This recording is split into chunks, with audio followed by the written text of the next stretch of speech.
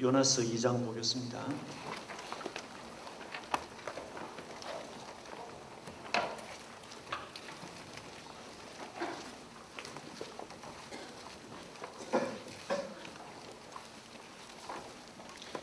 요나서 2장 우리 1절부터 10절까지 다 같이 읽겠습니다.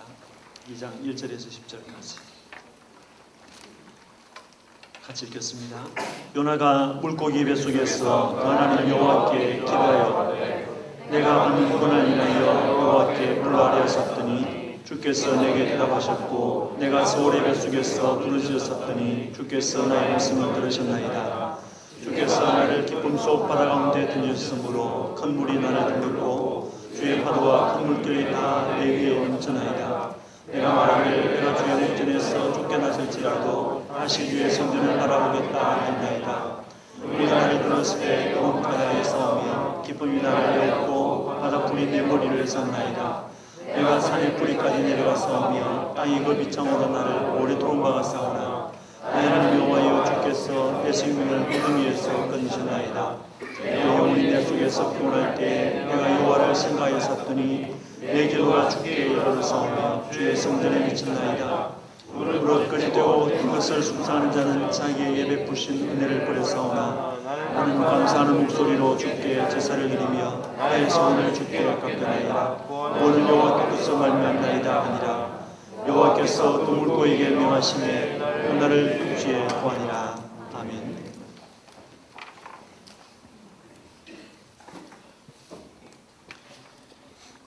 주님, 이 아침에 주시는 은혜의 말씀을 사모합니다. 김대희 목사님, 새벽을 깨워주심에 감사드립니다. 받은 사명으로 세계에 나아가는 SFC 운동원 되게 하소서. 김찬기 위원장, 새벽에 역사하시는 주님의 은혜가 갈급한 심령으로 나온 모든 운동원들에게 임하게 하소서. 이지환 목사님, 오늘도 맡은 직분 믿음으로 감당으로 하나님께서 함께 해주셔서 놓치는 부분 없도록 항상 도와주세요. 윤석진, 새벽 예배 드리게 해주심에 감사드립니다. 남은 프로그램에도 은혜를 부어주시고 사고 안 나고 주 안에서 기쁘게 보내는 하루가 되게 해주세요. 이준석, 오늘 있는 일정 가운데 주님 안에서 행할 수 있도록 지주원, 새벽을 깨워주시니 감사합니다. 오늘 하루 일정도 주님께서 계획하신 대로 잘 진행되게 해주세요. 마민정, 새벽을 깨워 예배드리게 하심 감사합니다. 가든지 보내든지 하게 하소서라는 사명 깨닫게 해주세요.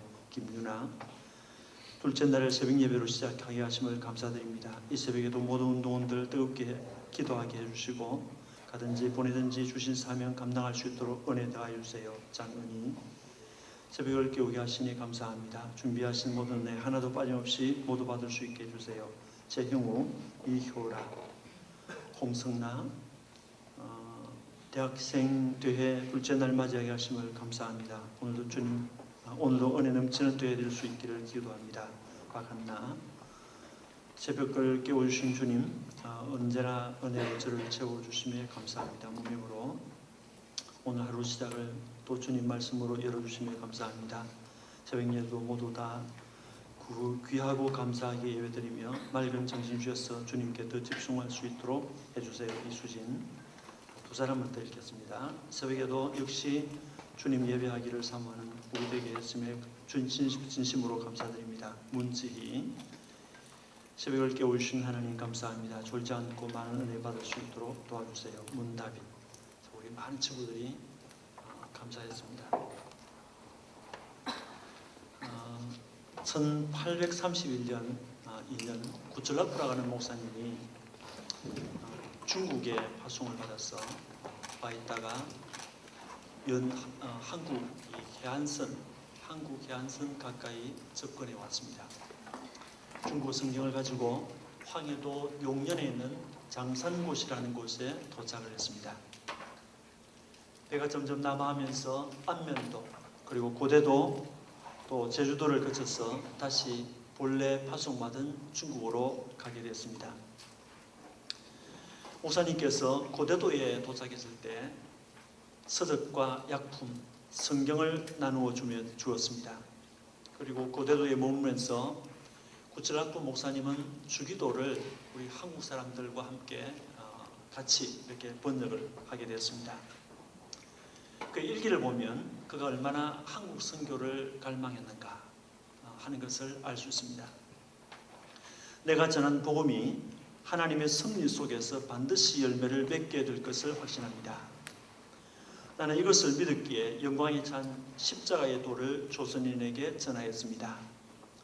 이곳의 주민들은 이미 성경을 받았습니다. 저들을 통하여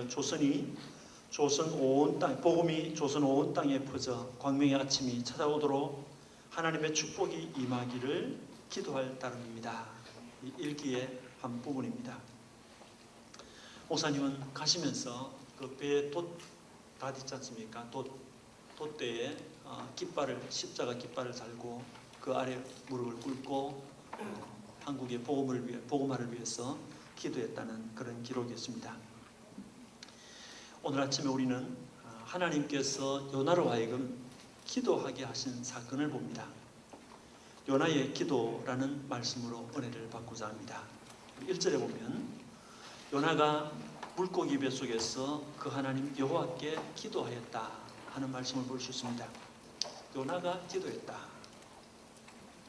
요나가 기도했다는 것이 그렇게 대단한 일입니까? 이렇게 물을지 모르겠습니다.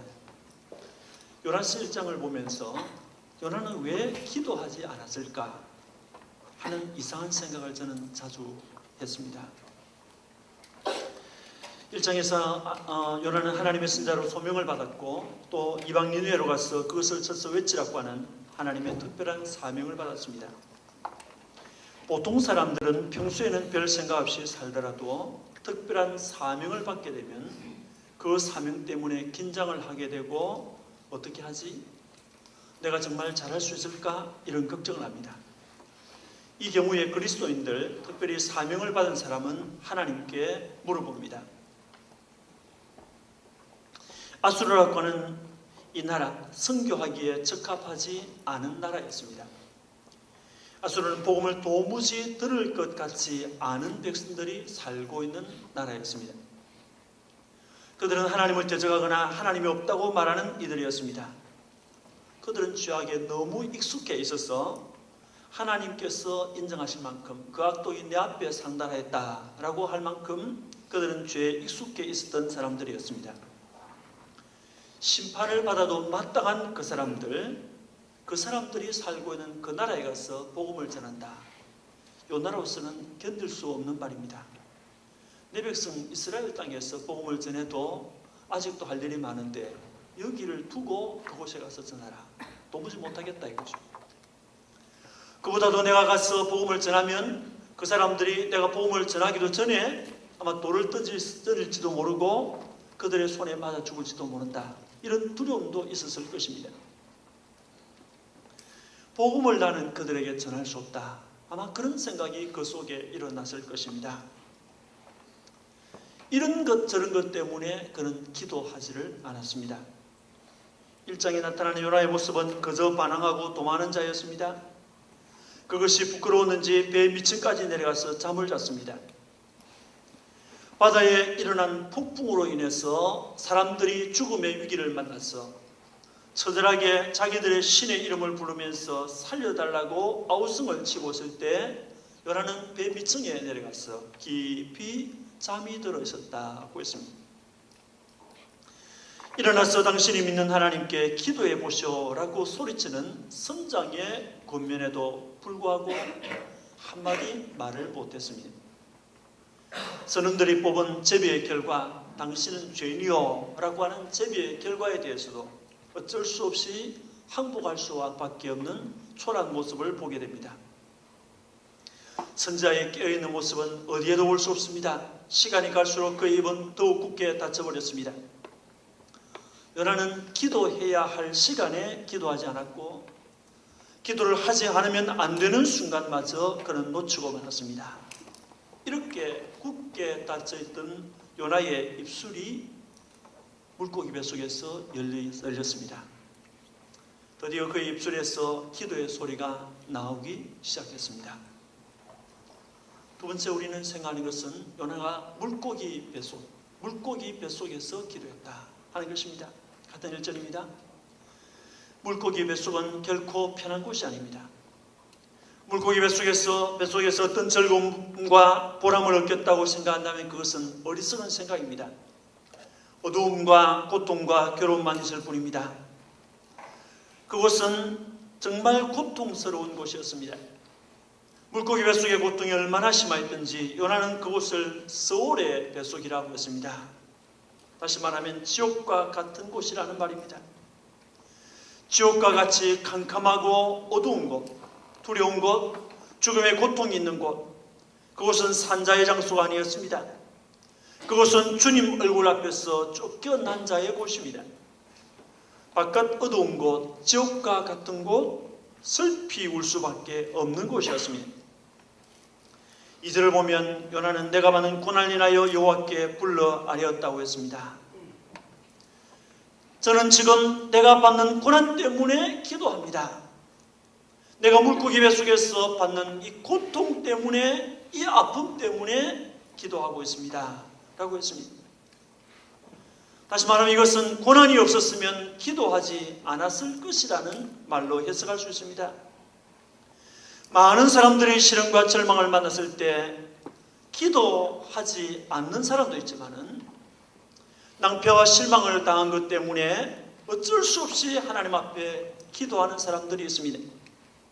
그런데 많은 경우에 고난과 고통을 당한 다음에 기도하면서 하나님을 원망합니다. 하나님 어찌 이럴 수가 있습니까?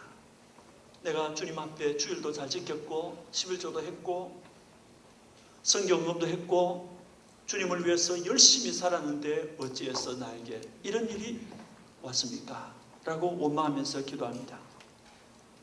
우리 찬송가에도 보면 낭패와 실망 당한 뒤에 예수께로 나옵니다 하는 찬송이 있죠. 고통의 멍에 벗으려고 예수께로 옵니다. 정말 낭패와 실망 당했기 때문에 그래서 하나님께 나아가서 믿음으로 간구하는 사람이 있는가 하면 원망하면서 기도하는 사람이 있습니다. 사랑하는 친구 여러분, 이처럼 죽음의 고통이 임박한 순간 절망이 절정에 달하는 때에 하나님을 찬미한다는 것은 쉽지 않을 것입니다. 그렇다고 하나님을 원망하며 산다는 것은 더욱 자신을 힘들게 하는 것이 되고 말 것입니다. 요나는 하나님이 자기를 버린 것 같이 생각되고 자신을 징계함으로 죽음의 지경에 이른 것 같이 생각했을지 몰라도 하나님은 요나를 버리지 않았습니다. 물고기 뱃속이라고 하는 방주를 통해서 요나를 보호하고 지켜주고 있었습니다. 다시 말하면 요나의 물고기 뱃속은 하나님의 징계인 동시에 요나를 보호하는 장소요, 요나를 훈련시키는 영적 훈련장이었습니다. 요나는 물고기 뱃속에서 비로소 하나님을 찾게 되었고 물고기 뱃속에서 하나님의 섭리를 배우게 되었고 그 고난 때문에 무릎을 꿇고 기도하였습니다. 세 번째로 생각하는 것은 요나는 그 하나님 여호와께 기도하였다는 것입니다. 우리 1절 한번 같이 읽어보겠습니다. 같이 1절 시작. 요나가 물고기 뱃속에서 그 하나님 여호와께 기도하여.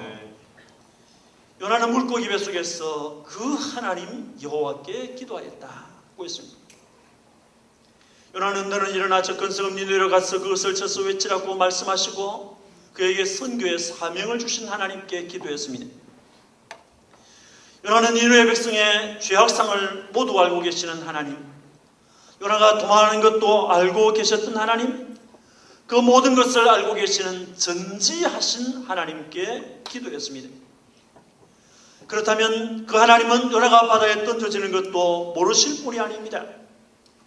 요나가 물고기 뱃속에서 고통을 받으면서 기도하는 것을 모르실 하나님이 아닙니다. 그분은 우리의 행사를 익히 아시는 하나님이십니다. 그러므로 그분께 기도하는 것은 당연한 일이 아닙니까? 요나는 자신의 목적하신 바를 반드시 성취하시는 절대 주권의 하나님께 기도했습니다. 니느웨 선교를 위해서 하나님은 바다의 바람을 동원했습니다. 바다의 파도를 동원했습니다.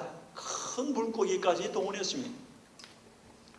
심지어 니느웨 선교를 위해서 하나님은 박능굴과 작은 벌레, 하늘의 태양과 뜨거운 동풍까지 자기의 주권에 의해서 움직이신 하나님이십니다. 요나는 한 영혼 한 영혼을 아낌없이 사랑하시는 하나님께 기도했습니다. 니느웨 백성의 죄악도 걷지만은 그들의 회개를 더 원하시는 하나님이십니다. 그는 니느웨 백성들을 아낀다고 말씀하셨습니다. 요나는 자신에게 구원을 베푸실 하나님께 기도했습니다. 요나는 자신의 기도를 들어서 응답해 주실 하나님께 기도했습니다. 요나는 물고기 뱃속에서 하나님께 기도했습니다. 그의 기도의 내용이 어떤 것입니까? 우리 성경을 보면 몇 가지 요약할 수 있는데, 첫째는 죄에 대한 하나님의 징계는 크지만은 하나님이 그를 다시 살게 해주실 것을 믿고 드리는 기도였습니다. 요나는 자신의 기도에 대해서 하나님이 어떤 모양이든지 응답해 주실 것을 확신하고 기도했습니다. 특별히 그의 기도에는 감사와 서원이 포함되어 있었습니다. 자, 우리 8절과 9절을 같이 읽어보겠습니다. 8절 9절입니다. 시작. 무릇 거짓되고 된 것을 숭상하는 자는 자기에게 베푸신 은혜를 버렸사오나 나는 감사하는 목소리로 주께 제사를 드리며 나의 서원을 주께 갚겠나이다. 아멘. 여기 거짓되고 헛된 것을 숭상하는 자는 온갖 거짓 우상을 하나님으로 믿고 사는 자들을 말합니다. 다시 말하면 불신자들이죠. 그런데 그들에게도 하나님께서는 은혜를 베푸셨다고 했습니다. 마태복음 5장 45절에 보면 하나님은 선한 자와 악한 자들에게도 햇빛과 비를 골고루 주신 분이라고 했습니다. 하나님은 불신자에게도 필요한 은혜를 필요한 때에 베풀어 주시는 분입니다. 그러나 그들은 하나님께서 그들에게 베풀어 주신 은혜를 저버리고 살아갑니다. 오늘 우리는 어떻습니까? 우리는 우상을 섬기는 자가 아니라고 말할 수 있습니까? 주님만을 사랑한다고 말은 하지만은 어떤 사람은 자신의 학업과 미래가 우선입니다. 주일보다도 학교와 학점이 우선입니다. 직장의 주일보다 더 우선입니다. 그래서 주일 예배에 올 필요가 없다고 생각합니다. 나 대신에 아버지가 장로님이시고 어머니가 권사님이시니까 아버지 어머니가 대신 나가 주실 것이고 대신 나가서 나 대신 헌금도 해주실 거야. 아니 오늘 하루쯤은 하나님도 봐주실 거야 라고 생각한다면 그것은 엄청난 착각입니다. 주님이 최우선이라고 말은 하지만 돈을 먼저 생각합니다. 돈이 있어야 교회에서 대접을 받을 수 있다고 말을 합니다.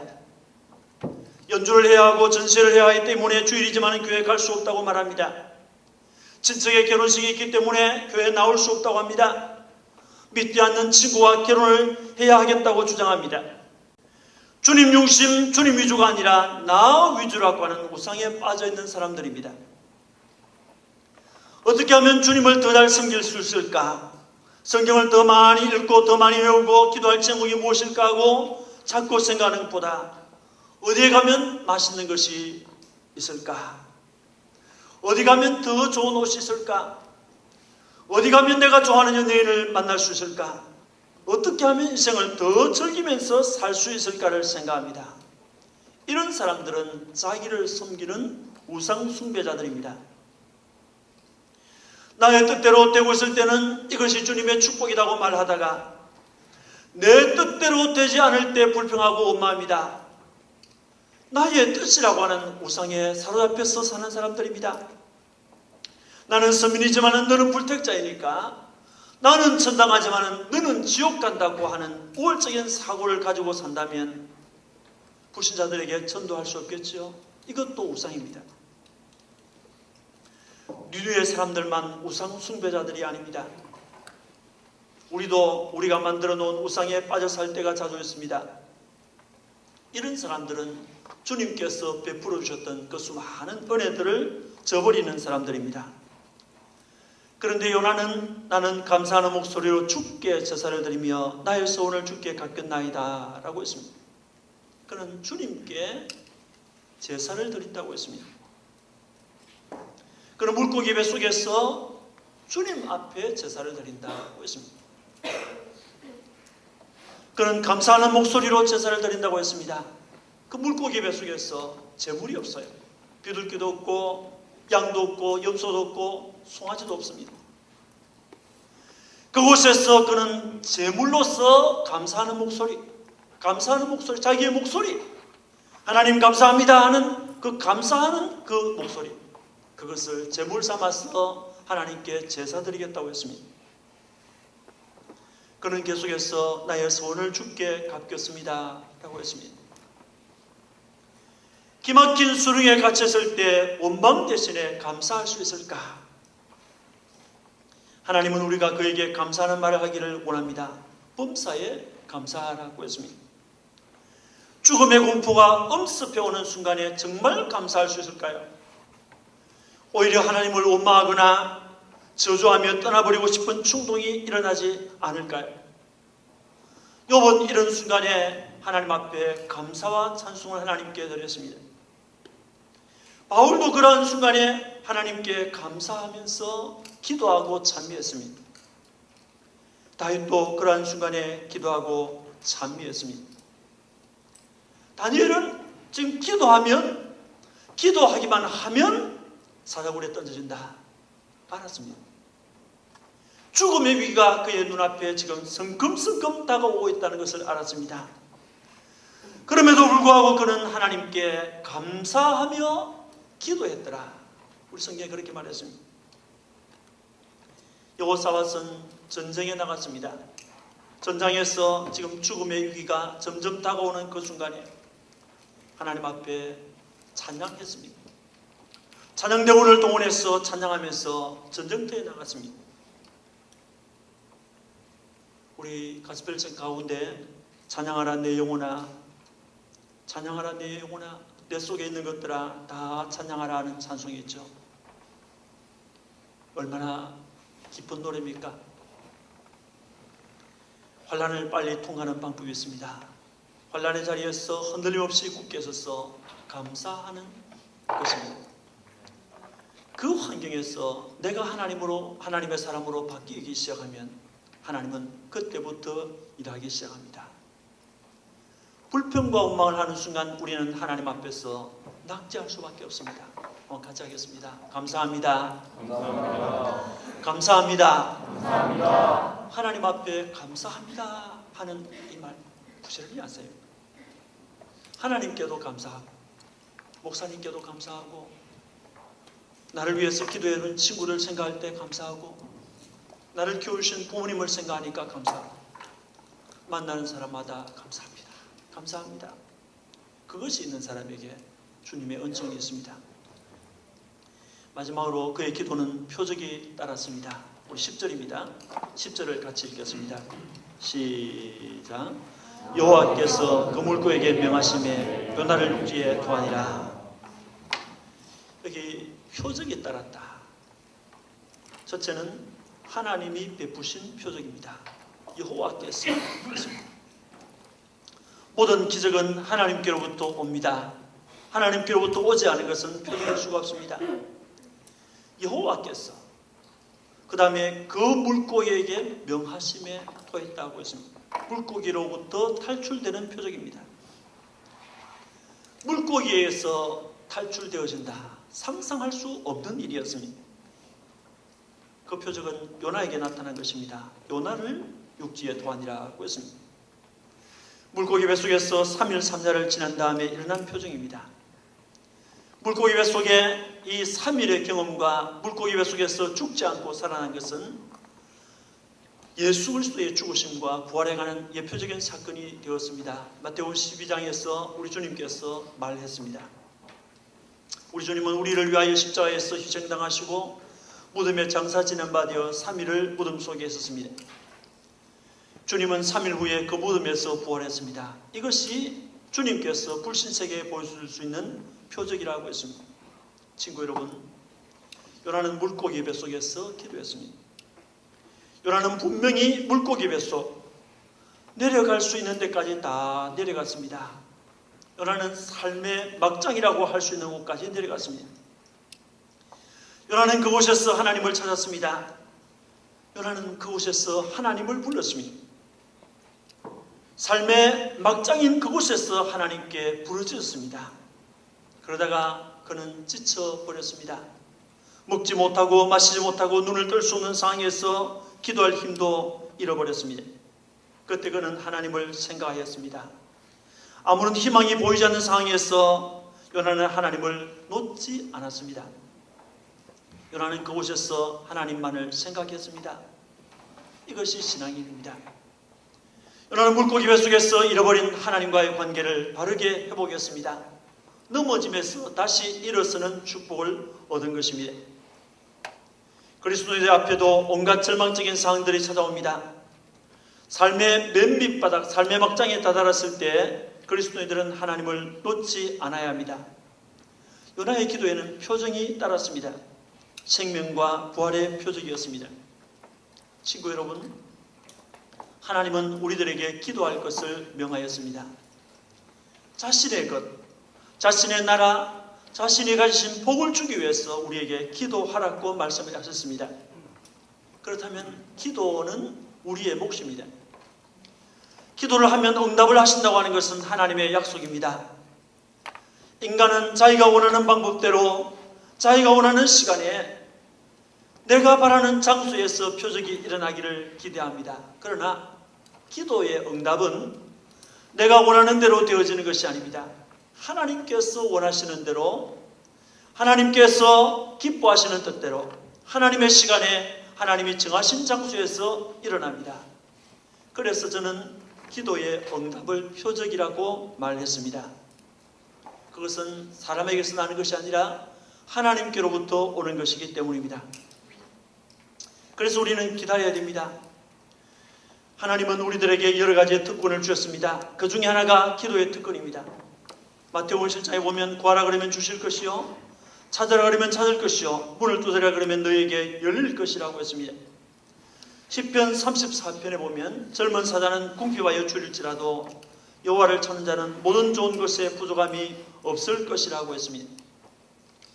하나님의 뜻대로 살겠고 하나님만을 의지하겠다는 것이 기도입니다. 피트는 이런 말을 했습니다. 거룩하신 하나님과의 접촉은 명령이다. 기도는 선택이 아니고 역동적이고 결정적인 것이다. 파이프는 기도는 선교를 위한 전략 무기라고 했습니다. 바울은 영적 전투에 있어서 기도는 무기가 된다고 했습니다. 여러분, 전쟁터에 있을 때 그 무기가 필요하지 않습니까? 우리 그리스도인들은 영적 전쟁을 하는 사람들입니다. 그래서 기도가 무기라고 했습니다. 바울은 에베소서 6장 19절에서 또 나를 위하여 구할 것은 내게 말씀을 주사 나로 입을 벌려 복음의 비밀을 담대히 알리게 하옵소서라고 했습니다. 기도는 선택이 아니고 명령입니다. 하나님께 비상사태를 알리는 무전기가 되겠습니다. 주님 앞에 기도하는 여러분들 되시기를 주님의 이름으로 축원합니다. 자, 우리 342장 찬송 다시 한번 부르겠습니다. 342장